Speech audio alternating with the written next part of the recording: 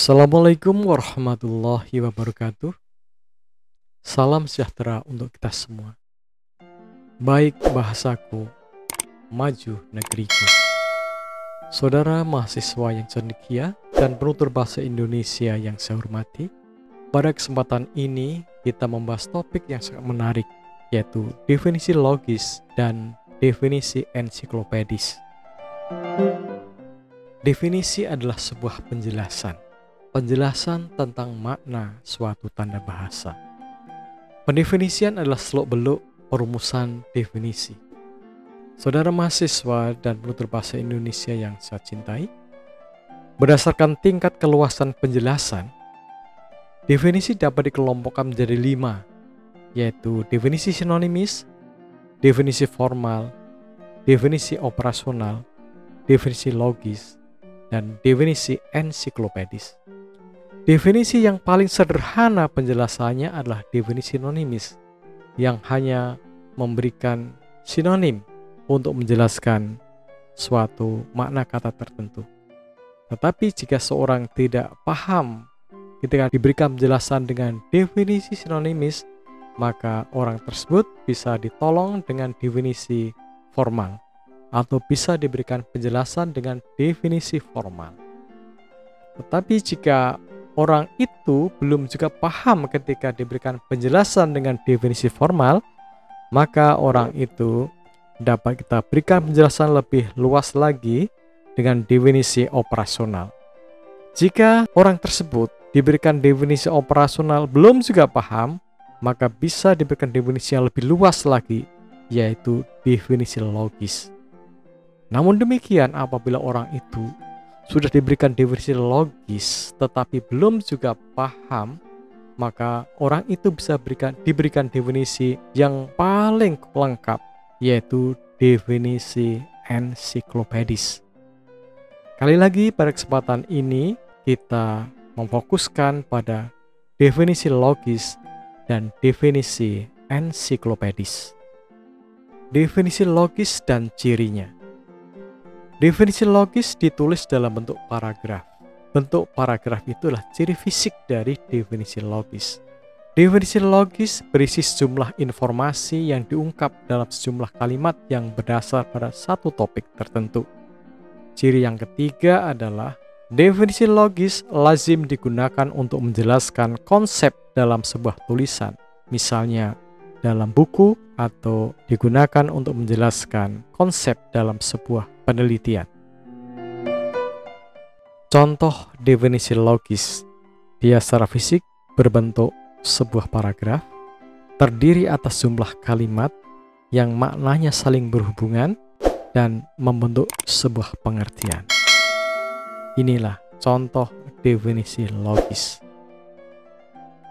Definisi logis ini apabila dibacakan adalah seperti ini. Gramatika transformasi generatif adalah teori linguistik yang dirumuskan oleh Noam Chomsky. Dalam teori itu dinyatakan bahwa tujuan linguistik adalah menemukan sesuatu yang semesta dan teratur dalam kemampuan manusia saat memahami kalimat-kalimat yang gramatikal, meskipun kalimat itu belum pernah didengar sebelumnya. Kalimat dianggap sebagai satuan dasar hubungan antar unsur dalam struktur kalimat, diuraikan atas abstraksi yang disebut kaidah struktur frase dan kaidah transformasi.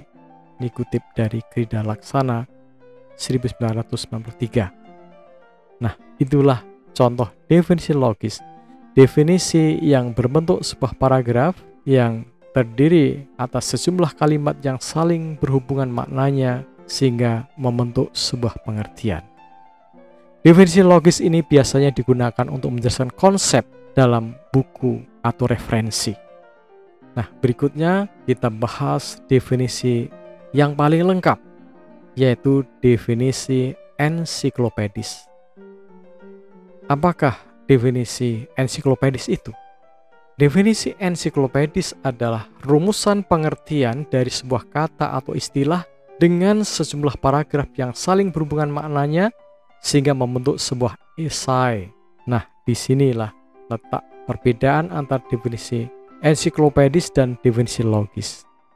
Jika definisi logis hanya berupa sebuah paragraf, Tetapi definisi ensiklopedis ini merupakan penjelasan yang terdiri atas sejumlah paragraf, ya, mungkin 3, 4, 5 dan seterusnya, dan paragraf-paragraf itu saling berhubungan sehingga membentuk sebuah esai atau sebuah artikel. Nah, kita cermati ciri definisi ensiklopedis. Definisi ensiklopedis ditulis dalam bentuk esai, biasanya sekitar 3 paragraf atau lebih. Ciri definisi ensiklopedis yang kedua adalah mengandung informasi yang lengkap tentang konsep yang dijelaskan. Misalnya, konsep tentang burung, konsep tentang ikan, konsep tentang hasrat, konsep tentang libido, konsep tentang harta, konsep tentang iman, dan lain sebagainya. Ciri definisi ensiklopedis yang ketiga adalah definisi ensiklopedis lazim digunakan untuk menjelaskan konsep dari sebuah entry dalam ensiklopedia. Jika definisi formal digunakan untuk menjelaskan makna entry dalam kamus, maka definisi ensiklopedis digunakan untuk menjelaskan konsep dari sebuah entry dalam ensiklopedia. Penjelasan entry dalam ensiklopedia berupa kumpulan paragraf yang berupa esai atau sebuah artikel. Mari kita perhatikan contoh definisi ensiklopedis. Yang dijelaskan dalam definisi ensiklopedis ini adalah istilah hasrat atau konsep tentang hasrat. Konsep tentang hasrat ini dijelaskan dalam sejumlah paragraf. Ini paragraf pertama, paragraf kedua, paragraf ketiga, paragraf keempat, kelima. Ada 5. Definisi ensiklopedis ini atau contoh definisi ensiklopedis ini diambil dari Ensiklopedia Indonesia edisi khusus yang ditulis oleh Hasan Sadli dan kawan-kawan, yang diterbitkan di Jakarta oleh Ikhtiar Baru Van Hoof. Jika dibacakan, maka definisi ensiklopedis ini seperti ini. Hasrat dalam bahasa Inggris adalah need, drive, atau motif. Menurut psikologi, hasrat dalam pengertian sebagai motif dalam bahasa Inggris berbagai alasan untuk melakukan tindakan. Pada umumnya, tindakan menunjukkan aspek-aspek motivasi yang disadari orang yang melakukan. Menurut teori-teori psikologi, yang paling menentukan motif sebagaimana yang dikemukakan di atas tidak perlu selalu sama dengan landasan tindakan yang pada umumnya bertumbuh pada ketidaksadaran. Namun, teori-teori psikologi membedakan antara hasrat dan dorongan. Hasrat biasanya berhubungan dengan sasaran tertentu yang ingin dicapai dan biasanya lebih sederhana. Sedangkan dorongan mengandung satuan dari dalam yang kompleks yang menyangkut unsur-unsur gagasan, perasaan, dan anggapan. Dorongan memberikan hasrat tertentu kepada seseorang sebagai landasan untuk tindakan-tindakannya. 2. Need dalam bahasa Inggris dalam arti hasrat mulai populer sejak David McClelland memperkenalkan teorinya tentang motivasi berprestasi, yang dalam bahasa Inggris achievement motivation, pada tahun 1953. Dalam teori itu, McClelland membagi hasrat manusia menjadi 3 jenis, yaitu hasrat prestasi disingkat H-press dalam Inggris, need for achievement, hasrat untuk setiap kali melakukan sesuatu yang lebih baik daripada apa yang pernah dilakukan sebelumnya, yaitu lebih efisien, lebih cepat, kualitas hasil, dan sebagainya. Pada pedagang misalnya, hasrat ini mendorong pedagang bersangkutan untuk memperoleh laba yang lebih besar. McClelland menganggap penting H-press karena dapat mendorong kemajuan suatu masyarakat atau bangsa. Dari penelitian literatur beberapa bangsa tertentu di dunia, McClelland mendapatkan bahwa bangsa yang pernah mencapai kekayaan seperti Yunani, Spanyol, Inggris, Amerika Serikat mempunyai literatur yang mengandung H-press yang beredar sebelum masa kejayaan itu tercapai dan selama masa jaya itu dan proses memuncak. H-press ini menurut McLellan dapat ditularkan kepada seseorang karena menurutnya H-Price itu bersifat seperti virus. Kalau seseorang sudah berhasil ditulari virus, orang itu akan menulari orang lain pula, sehingga lama-kelamaan semua orang di desa atau seluruh bangsa ketularan virus itu, dan masyarakat itu sebagai keseluruhan akan mengalami kemajuan.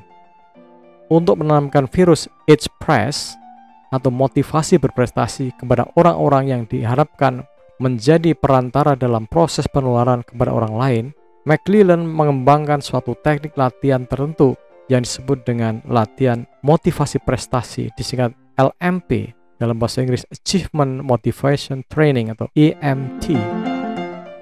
Hasrat afiliasi disingkat H, afiliasi, dalam bahasa Inggris Need for Affiliation, disingkat N, affiliation, yaitu hasrat untuk berinteraksi dengan orang lain, bersahabat, bercinta, berkelompok, bergabung dengan orang lain.